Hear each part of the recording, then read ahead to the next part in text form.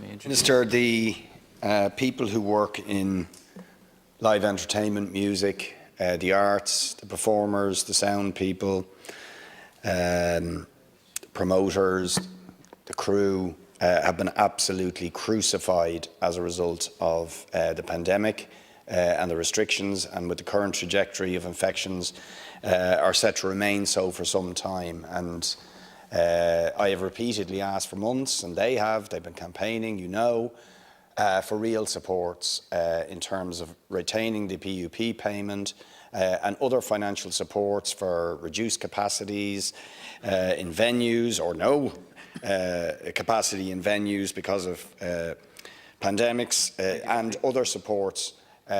Are you going to respond to their desperate pleas? Thank you. Minister.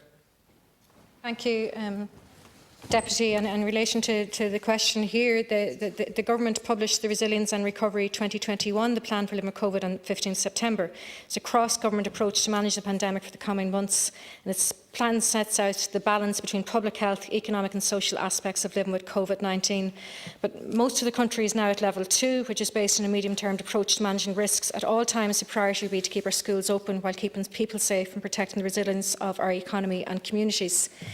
I am very aware of the impact of the pandemic on those working in the commercial events sector, not just in terms of performers, but also the crews and the wide range of people that it takes to put on a drama or a music performance. And I've met with the Events Industry Alliance, and my department is in regular contact with the representative groups.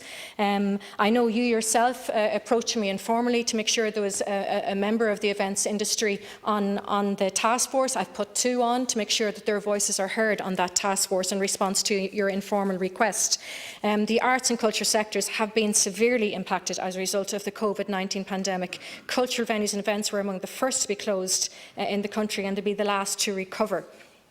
The Arts Council is a statutory body charged with supporting and developing the arts in Ireland, and has received an additional 25 million in funding in 2020.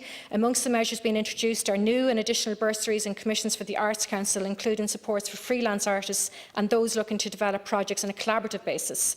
The Jobs Stimulus Package, specifically provided a wide range of supports across the culture and audiovisual sectors. It included the 10 million pilot performance and production support package to support the live performance and the audiovisual production sector, as well as a new 10 million culture fund.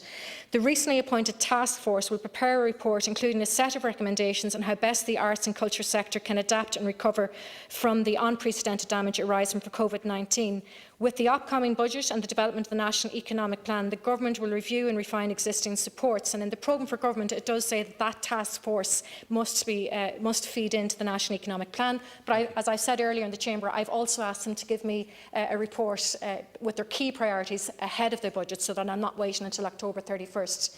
So I'll get key priorities before the budget, and then after the budget on October 31st, that task force will feed into the National Economic Plan when they present their report.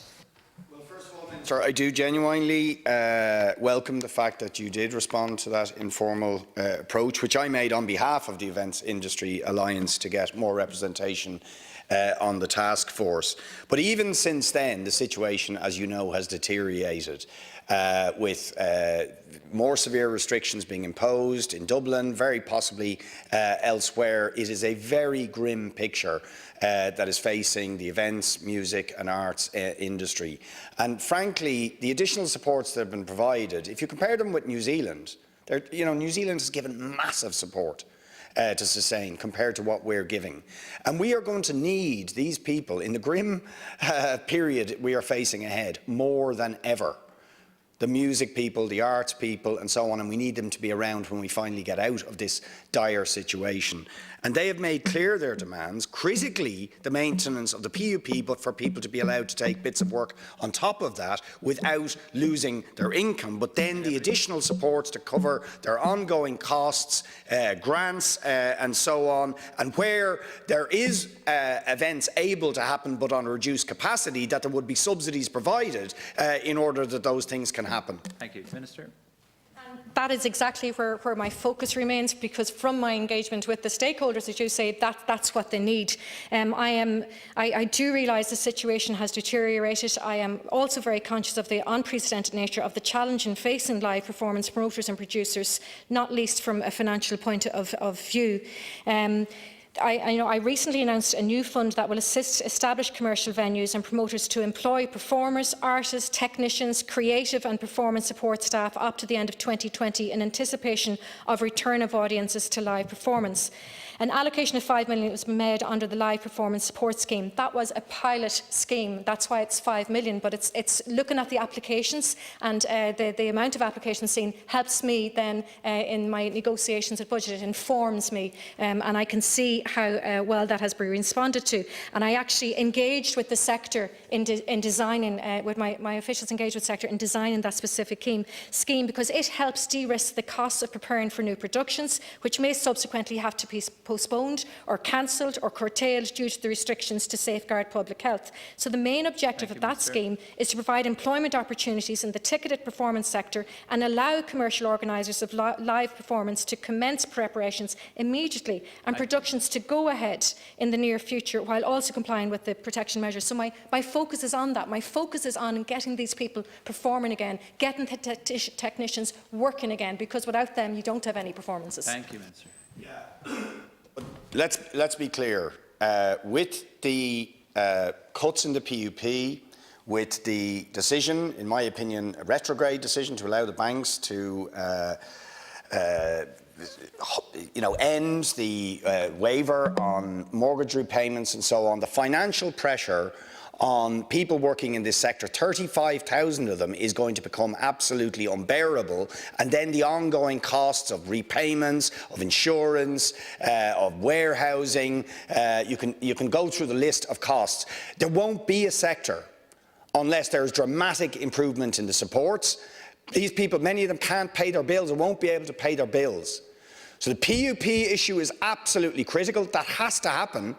But equally, the covering of the ongoing costs and the grants being made available to sustain this industry through what is a very uncertain and indefinite period of shutdown or near shutdown is a life and death matter for these 35,000 people, and indeed many more beyond indirectly.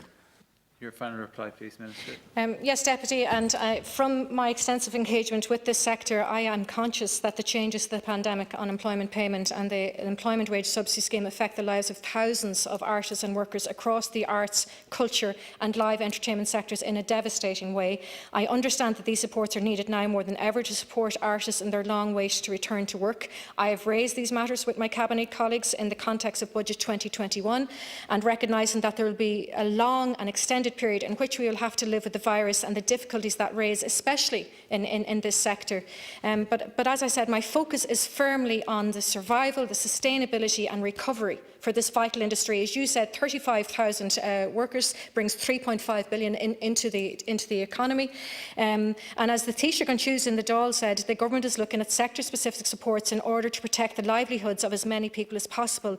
In the face of this pandemic, we have to be creative, we have to be innovative, we have to think outside the box to support as many people as possible. And all suggestions, in my opinion, should be considered, and all should remain on the table, and all schemes will be kept under review. No decision will be finalised until budget day. Thank you.